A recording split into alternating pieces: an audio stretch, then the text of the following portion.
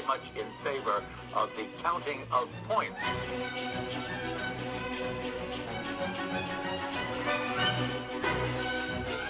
Does it work for you? No. Hello and welcome back to The Run Through, your favorite figure skating podcast, where we talk about all things that make us kiss, make us cry, and make us go, what happened at the Grand Prix final? Adam, I have to be honest with you. Please. I I'm so scared. You should be. Okay.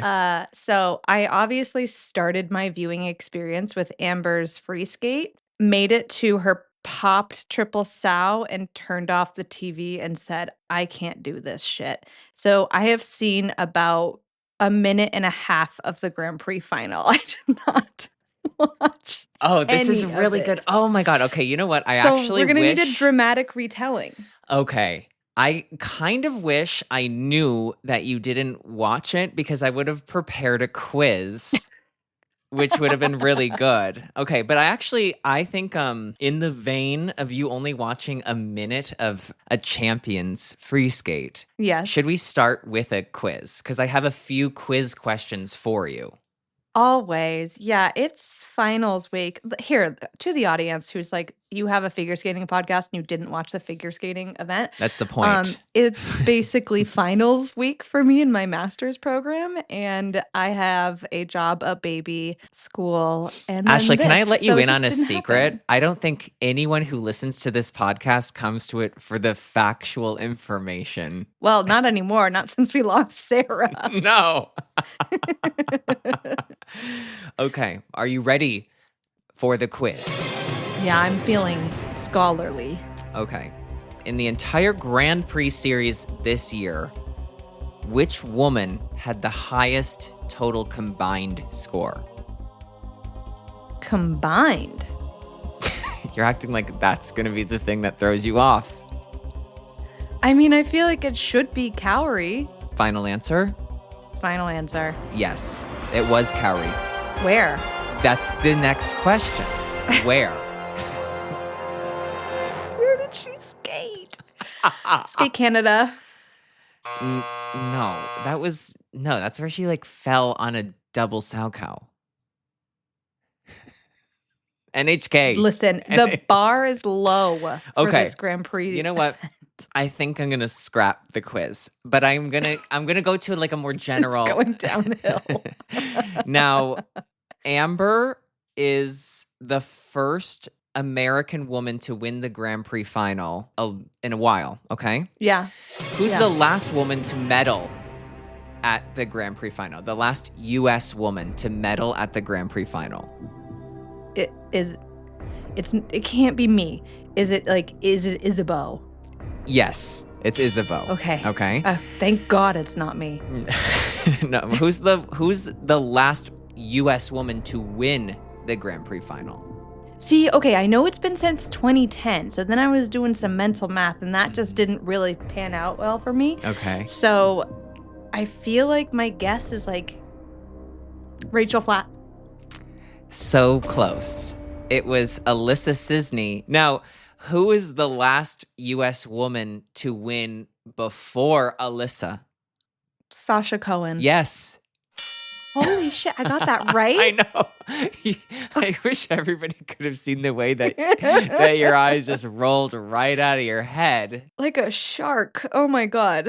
And I do believe that is enough quiz to actually have one more. Mm-hmm. At this year's Grand Prix final, how many jumps did Ilya Malinin have a Q or an under rotation on? Jumping Wait, elements. did he have a bad skate? Well, how many?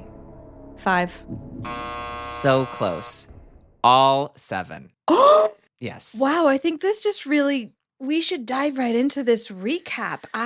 Oh, okay. had no you literally idea. don't know anything. No, I don't know. I don't know. I only know Oh that my Amber, God. I know the champions. That's it. Okay. This is very exciting for me. I know. So I know. what do you want to start with? Do you want to start with dance? Do you want to start with pairs? Do you want to start with men, women? Let's start with I think the least surprising of all, let's start with dance. Okay, with the dance, well, so the dance did have some surprising moments. Okay, tell me more. So I'm going to start with Piper and Paul. You know them as Gillis and Poirier, almost like the water, Perrier, but Yeah. not. But poi. but poi, not pear. And so they go out and they've been changing their short dance costumes all year because I think their theme, if I'm correct, is like Barbie and Ken, right? Right. And so I'm getting that. okay. So this competition, they were dressed as what I could only describe as people I had seen in the SeaWorld documentary who had worked with the famous whale Tillamook. Like the ones Tilikum. who died. Tillamook. Tillamook is Tillamook like cheese. Wait. Yeah. It's cheese. It's cheddar cheese. Yeah, it's Okay. It's what only I could describe as cheddar cheese. So they were dressed as SeaWorld trainers. And I think Wait, but I feel like they've done that, haven't they? Because they come with multiple outfits, and I think they changed also from whatever they're wearing on practice ice to what they're competing in. So I've seen the sporty Tilikum yes, trainer outfits. Tillamook, the cheddar Tillamook cheese, cheese. Tilikum, the famous aggressive whale from SeaWorld. I mean, Team Tilikum, though, honestly, and Tillamook. We've always been on Team Tillamook and Tilikum. Yeah. And now the thing is that when Piper and Paul skated, unfortunately, they were also on Team Tilikum because Oh no. he fell. Don't fall. No. And Don't that's fall. sort of a rule of thumb that goes across the board in all skating. Don't fall. Yeah, all the disciplines, that is kind of the golden rule. But in dance, what did he fall on? What did he do? It was I don't remember what element it was, but it was like in Oh, an was element. it in a lift? It wasn't in a lift. It was like he tripped over. I don't know what happened. He tripped over his own feet or something, but it was like he tripped and I was like, oh my God. So they get 6th in the short dance. Wait, what? Yes. Well, these are the 6 best teams in the world, and you make a mistake and everybody skates clean. And they made this mistake in an element when everybody's Yeah. getting a +5. And you need those points. Yes. So this really opened the door, not only opened the door for the other competitors, but like in the eyes of the international community, it's like this is the moment that LaJoie and Laga have been like waiting for to. Wait, I love that you just said in the eyes of the international community. Yes. Like the world has been watching. Not just the world of figure skating, but like Mhm. The world. The entire world. UNICEF is paying attention. They are to doing a this. UNICEF fundraiser where every celebrity is singing, including LaToya Jackson, "We Are the World," and We are the children. We are the children, and Piper and Paul are skating there, and everybody's looking And at them. they are the whales. And the internet, they are the whales, and LaJoie and Laga are the children, and we are the children. So that's how Yeah. that's sort of working. And that's how this did work out. So your normal players did what they do. The Italians Yeah. skated great. Lila and Lewis were solid and steady. And so that all worked out the way that you thought it would work out. Now, Wait, can I yes, guess? you want to guess the results. Kind of now. Okay. You want to guess the podium? Guess the podium. I'm going to guess that obviously we have Maddie and Evan, and then I think it's LaJoie and Laga, and then Lila and Lewis. Great guess. No, I'm wrong. Completely wrong.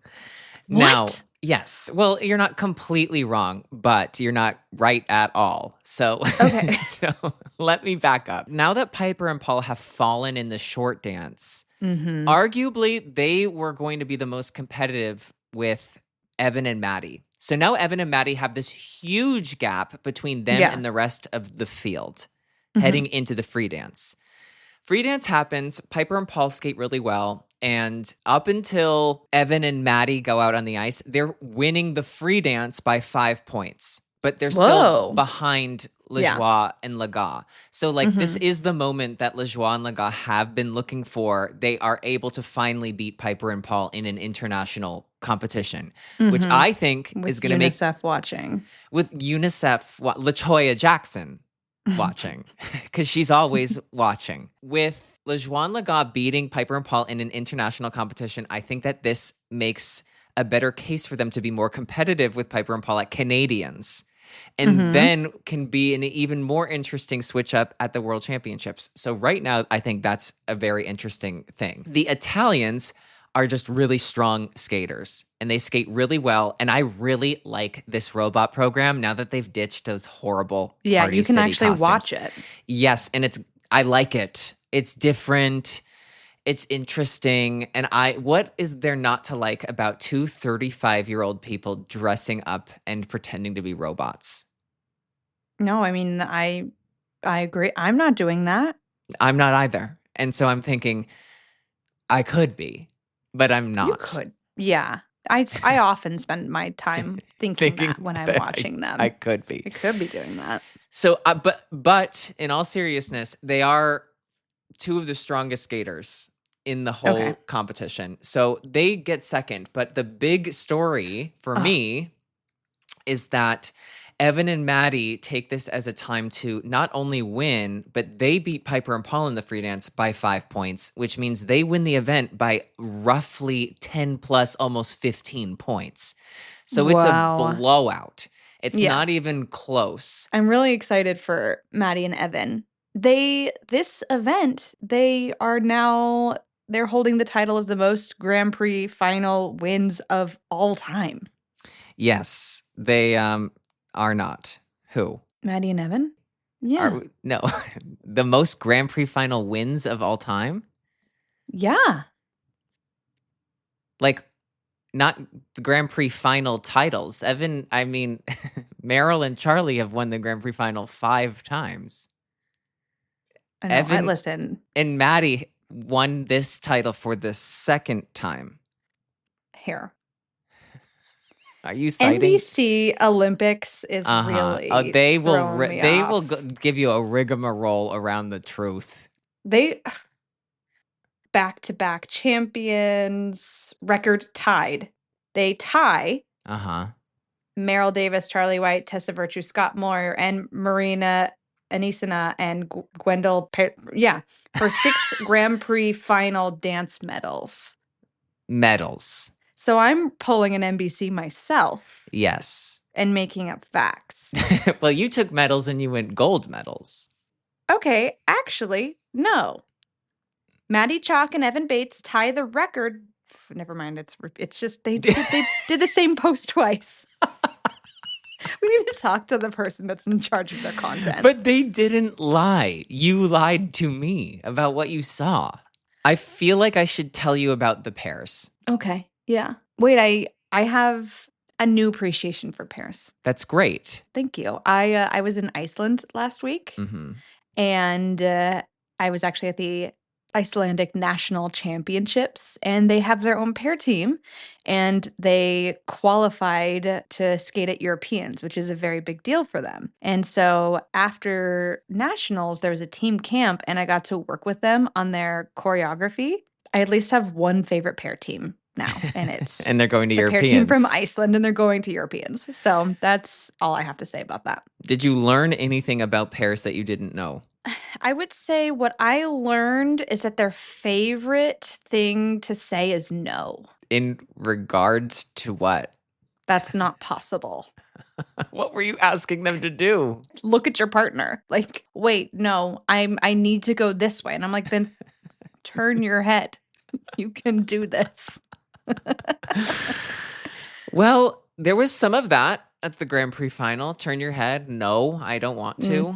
Land your throws. No. Now, we haven't talked about the Georgians that much No. on this podcast, and their short program is definitely worth the watch. She's dressed up like Jane Fonda about to go. Yes, it's incredible. It would honestly, we haven't talked about the Ashley Wagner It's Giving Camp Award, but that is definitely a nominee. If not just the outright winner with no sort of competition.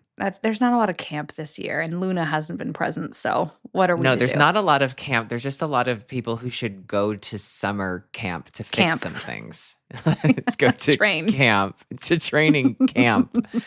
They have, I think, like the best and most classic looking pairs elements. And when I say pairs elements, I mean throws. Because those are pairs elements. And the throws are just like so absolutely solid and sturdy and great. Yeah. Yeah. The Japanese, I think, are the best team in the event. I think they're the most engaging. But Haza and Volodin, they were just solid and they were great. And they've improved a lot. When I watch them, I'm neither here nor there. I'm not as engaged as I am with the Japanese. You're not being completely absorbed by a program. Yet. And I think that they're on track. I see improvements in what they're doing, that they're on track to really become a team that I look forward to watching because I know the performance will be engaging. Oh my God, wait. Okay, so Ellie and Danny, I remember when she was going into her throw lutz in the free skate, thinking to myself, I don't know if she's ever landed this. And she landed a gorgeous one. Oh my God. And she landed all her side-by-side jumps. Oh my God. And they skated really respectably, like very well. I was impressed. I was really impressed with how they had done. And they have, I think, the best lifts and twists. I actually love watching them. Her pairs elements that aren't throws. She's a beautiful skater. Like, Yes. so stunning. Made for pair skating. I really like watching them skate. This program was the first time it didn't look like she was in over her head. Yeah. Or that Danny was trying to do something and she was trying to do something else. And I just mean that timing wise. Yeah. You know, their programs are always beautiful and nice and everything. But this was, even with a few little mistakes, they felt like they were on the same page and skating as a pair. Okay. And I really liked it. Ashley, I think that they skated very well. It should be an easy US title to win again at nationals. Good. I believe that for them. Do it. I dare them. Go get back-to-back national titles. That would be great. Just for the confidence factor, you know? Like being able to know that you can go and skate some squeaky clean programs. You're the best in the country. It's a good feeling. Do it. So I think that's your pairs in a nutshell. Okay, so who do you think we need to go to next? Do we need to go to the men? What was more disastrous? They each had their positives and negatives. Okay. Let's start with the men because I'm really curious about all these cues. Let me say this. I'll start with the short program. Yuma Kageyama falls on his quadruple Saukow in the short program, but his overall quality is the best. He is the skater with the highest quality of skating. Yeah. I don't think that anyone listening is in disagreement there. No. But it I feels will like this say- season, that's all we've been saying about him because he's been skating bad. But you know what? It almost feels like he's psyched out by what Ilya is Yes. doing. In the short program, Ilya skated really well, and he just connects to this music really well. I like this short program a lot. He wore the world's ugliest costume I've ever seen. It was insane.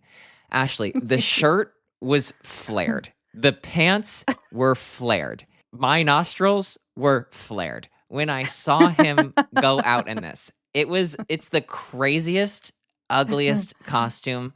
And at the same time, Is it worse than the question mark glove? the question mark was gone. He answered the question, Daniel Grossel. He answered the question, and the answer was get a new program. So he had a Oh. new program. This was a really fair technical panel. That's never a good sign when people are being fair. No, they should fix That that. means it was a bad event. So in the free skate, Yuma, and I'm focusing on the Yuma versus Ilya for a moment right now. So Yuma did a double Saukow No. and a double loop instead of a triple flip, triple loop. So he makes these two mistakes, but everything is clean and everything is solid and the skating is beautiful and it's fantastic. He does win the free skate. Okay, that's nice for him. Now, Ilya, he tries all 7 different quads in this program. Wow. He has issues with rotation on all of them. That's so surprising. I feel like I haven't seen that. Sometimes his quads can feel like they come down a little short or a little quick or can be a little hooky on the end. I think that they were a bit harsh on the quadruple axle because the quadruple axle did look like it was the cleanest of all of the jumps. And this is our first time seeing it from him this season, right? Yes, this is the first time we see the quadruple axle, and it does come out of completely nowhere. It is absolutely shocking that he does it in this way. Now, he loses the free skate. So when you watch it, you can tell that there's some issues with the rotation, but this is exciting. The skating is not at the same level as Yuma, but I have to be so for real. Yuma is just not connecting with me at all. Ilya is connecting with me. I'm into what he's doing because he's so into it himself. Do I think it's the best? I don't think it's the best. But I think that there is just a level of engagement that I feel with him that I don't feel with Yuma. Why do you think that is? Because I feel like he's not that skater. Like, I feel like, and I agree with you, watching him this season has felt like watching someone have an out of body experience, but like every competition, it doesn't feel like he's in his own skates. I just think that Ilya is out there selling everything he has. Like he's going out there and do I think it's ridiculous? Yes, that he's going out there before the free skate and he's doing like a character entrance to the ice. I love it though. A page right out of Piper and Paul's book. Absolutely. He is just so unabashedly performing these routines that you just kind of can't help but get sucked in. If Ilya were to dumb down these programs a little bit because he's physically able to make it through this program, but he's not able to do it at the highest level. He's missing out on so many point opportunities because to do this many quads, I can only assume as somebody who only tried one in a program sometimes that it must be exhausting. You know, I can't say this from experience, but I can say it from envisioning the exhaustion one might from feel. Imagination. Yes, I can say it from a point of complete and utter imagination that this is what it must feel like to be exhausted. My question to him is why? And his answer to me is why not? And I think that's what you see where it's like he doesn't need all of that. I hope that he sees this as a lesson before he tries something like this at a competition where Yuma does skate his best, where if he is going to beat him, he's got to lower the tech and make sure everything he does is at the highest level. Again, this is another lesson for Yuma that, hey, if you just did your stuff, you could still win these events. Right, if only it were that easy. But the quality of what he's doing is making up. Is good enough. It's good enough. Yes, it's because if you remember when Nathan and Yuzuru were competing and Nathan was like really on the up and up and Yuzuru was this established, incredible performer, incredible skater, Nathan had to throw everything he had in there to be relevant in the conversation of competing against Yuzuru, who was going to do 3 quads or 2 quads, because the quality he would do them at was so masterful and so incredible that Yuzuru would skate and he would go, do whatever you want. I'll see you on the podium. Yeah. And Nathan had to do whatever he could. And it wasn't enough until Nathan started improving. And when Nathan started improving, he was closing in on that gap, but it was still incredibly competitive. And it could really go any way. And they both would need to skate really well. Right now, Yuma has such a gap, but he's not feeling it. He's not seeing it. And it's affecting the performance, I feel, because when I'm watching him, I'm going, yes, this is good. This is amazing. This is beautiful. But I'm not emotionally connected to it at all. But I don't think he's emotionally connected to it at all.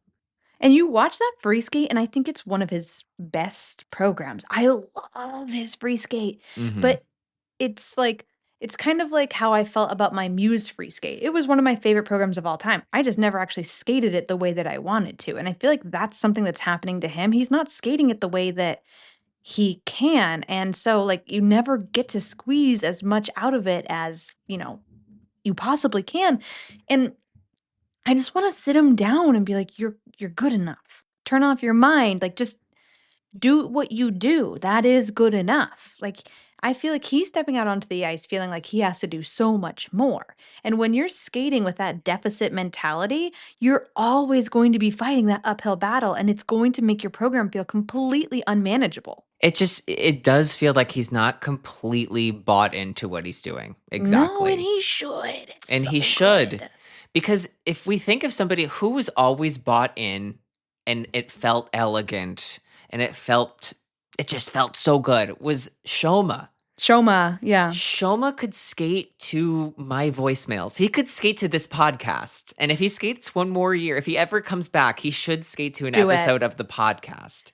He's also someone who could fall on every single jump, but you would get to the end of the program and be like, that was really lovely. Oh my God, Ashley, Shoma, one of the most beautiful and tragic free skates I've ever seen was Shoma skating at the Grand Prix in France, where he didn't have a coach and he fell on 5 elements, but he never stopped performing. And it was just like, oh my God, he's so lost. He's so sad. This music is so sad. And what he did was so bad. And it was so perfect and beautiful Wasn't he all at the skating same time. To like dancing I'm on in the my corner, own. Yes. Watching you. Yes. And dancing on my It was own poetic. as he got off the ice to no coach. Guards sadly sitting on the boards alone. Still in the same place he left them. No one had banged them on the wall in a fit of rage. Oh, your guards need a good banging. Yes, they do. Should we go to the women? That's kind of all I have to say about the men. There was a woman in the stands wearing a pink silk kimono, shaved sides of head, and short blue hair. A white woman. And she wrote a haiku after every single event that she watched. Yes. And she posts it onto her Instagram account, laid over watercolors that she's painted herself. Exactly. You know her. I know her. I am her. You were her. And now you are her. So I was talking to Sarah Hughes, not Olympic champion. And she said something that she took the words out of my mouth. Okay. Now, we will get to the skating. Believe me, we will. Or we won't. You don't know what happens on this podcast. You never do. We don't either. No. Amber won the short program, so she is the last skater to skate the free skate. Amber skates, and she skates a very strong free skate. Was the double sow the only mistake? She did that double sow cow, and she lightly 2-footed her second triple flip. I believe Amber skates well in practice almost every day, and I think that she slowly this was a threshold to get past. She has slowly, progressively chipped some of these mistakes away, and she's slowly shedding the skin of competition, and she's coming through and showing us what she's doing in practice. Yeah. It's not perfect, but it's slowly, progressively getting better. Yeah, she's been making mistakes at every single event, but the mistakes have been getting less and less egregious. So yes. I agree with that. And I want Amber to stop fucking apologizing. Don't apologize. You and I texted about this. Do not apologize and then win. I'm sorry. I apologized a lot in my career. But only after losing. Yeah. Don't apologize and then win. Wait until you lose and then apologize. But you know what? In the short program, and listen, the ice is slippery. She does this big triple axel. She takes a step back, gets a little too far back, and like trips after. It is like completely not a part of the triple axel. Like lands the triple axel, steps back, steps forward, trips. It loses balance a little bit. Do you kind of know what I'm saying? Yeah. So then she does triple flip, triple toe, 2-foot. Okay. Then she does, now me thinking, okay, what is Amber going to do next? I'm already sweating. I'm like, okay, here we go. A And single you're loop. like, she's going to pop the loop. Yes. Yeah. But she pulls into the loop and she 2-foots that jump as well. Okay. So she's fighting. It's not like squeaky clean, Exactly. but she's fighting. She's fighting. So it's like annoying that you do these 2-foots, but like you fought. So like Yeah. just leave it at that and be like, okay, I fought through it. That's the positive of this. All right, I take this, I move on. Because there's nothing to apologize. You know what? The other girls should apologize that they don't do triple axels in the short program. Apologize to Yeah. Amber. Amber, you don't apologize for doing jumps No, on 2 you're doing feet. a triple axel. Don't apologize. You didn't. No, just like stop apologizing. Stop it. Stop it. Okay, but you know what the apologizing is? As I said, I was a big apologizer. Yeah, go on. You apologize because you don't have the perspective of what figure skating means to the rest of the world. And so when you make a mistake, it feels like the entire world is watching you and everyone's hope. Figure skating is not that big of a deal. It's not that big of a deal, and the world does not care if you fall after your triple axel. Perspective is key, and you keep the perspective of, I'm doing a triple axel, and my triple axel has been my most reliable jump this entire season. No apologizing. No. And also, it doesn't matter if she 2-footed every single jump in that program. Because when you get out there, you are going to do your best. And whatever your Yeah. best is in that moment. And so many things can happen in that moment. You can have a cramp. Your ankle can be hurting. And so you do the best with what you can. You push through and you do your absolute best. And if that's the best you can do in that moment and you didn't hold it. back, own it. Just own it. Own it. Because that's what a champion does. That's how a champion acts. At the end of her free skate, it's not perfect, and I believe that she does clean longs consistently at home. Maybe not every day, maybe, who knows, but I believe that she's used to the feeling of being able to do a clean long program. And she did not do this program clean, but she ends it, and she accepts her fate. And she goes, okay, that's what I did today. And I'm like, it doesn't matter what mistakes you made. Own it. Own it. Mhm. You are Amber Glenn. You're Amber Glenn. BFD. She needs to just separate this a little bit where it's like there's an Amber and there's an Amber Glenn. And she's Amber, and Amber Glenn is how the rest of the world perceives her. It's very like Beyonce and Sasha Fierce. Totally. She needs to let her alter ego be the front-facing driver. Yes. And I feel like we see Amber in the moments where Amber should not be visible.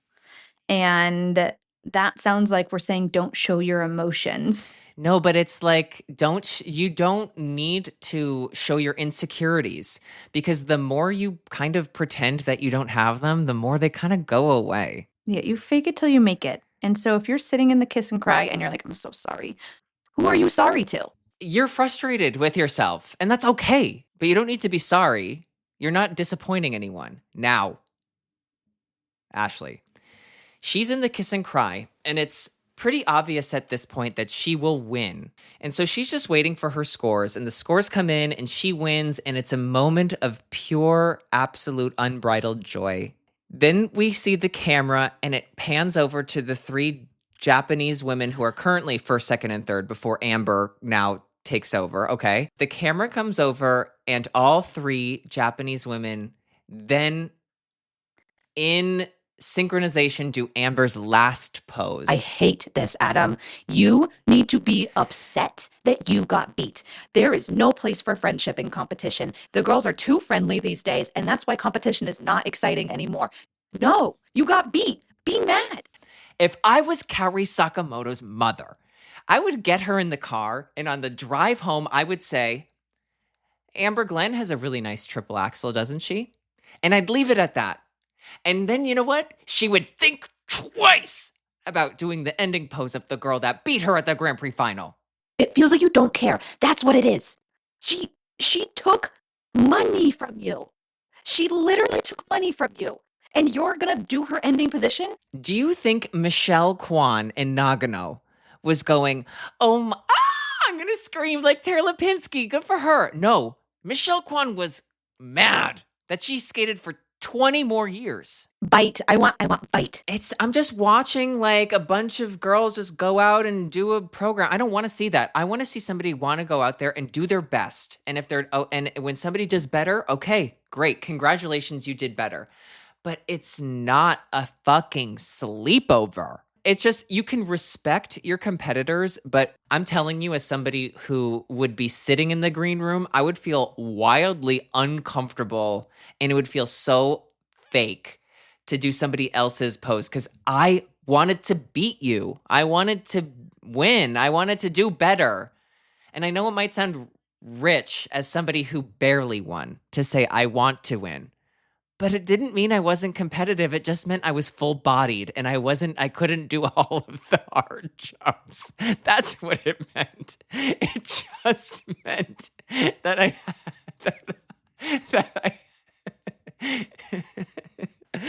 and that's just what I mean. It was just like, I knew my limitations, but like when I didn't get as high as I could, I was upset, and not even upset. I was like motivated to do better the next time. I had this exact conversation with someone very recently, and the conversation didn't land that well. And I could tell that I seemed really intense. And I think that we are existing in a little bit of a vacuum right now because we agree. And I think it's fair to be like, it's nice. We don't need people to be at each other's throats. I just don't want to feel like you're okay losing. You can lose graciously, but you don't want to lose. It almost feels disrespectful to the competition, Ashley. Is that severe? It's frivolous. It's frivolous. You can be on that side of the fence. I'm firmly on the other side of the fence. And when I saw some of the comments online and somebody said like, skating is finally healing. This is like, it's healing in the way it's if you have a broken bone and the doctor never reset it. Yeah, it's healing, but not correctly. Where's the grit? And on that note, it's been a great Grand Prix. And yeah, we'll see you on the flip side next week. All right. Adios.